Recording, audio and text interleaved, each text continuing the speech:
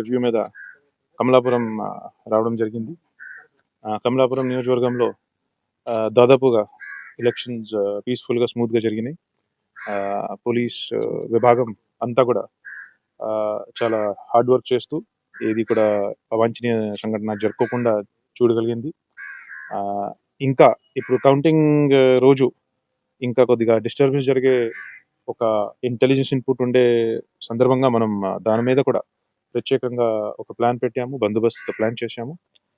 So basically నేను ఒక strong and simple message చెప్పాలని ఏమనగా దట్ 4th కౌంటింగ్ తర్వాత ఏ మాత్రం కూడా ఎక్కడ కూడా జిల్లా వ్యాప్తంగా కూడా ఎక్కడ కూడా no political party, no political leader has been given or will be given any permission whatsoever for rallies, gatherings, processions, celebrations. ఇటువంటి పర్మిషన్స్ ఏమి ఉండదు.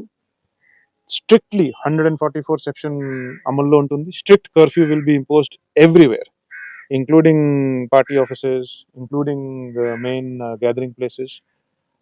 అదే క్రమంలో కొంతమంది మీద ఖచ్చితంగా మనం ఇప్పటి నుంచి ఐడెంటిఫై చేసి కొంతమంది మీద హౌస్ డిటెన్షన్స్, కొంతమంది మీద ఎక్స్టర్న్మెంట్స్ కూడా అవుతాయి.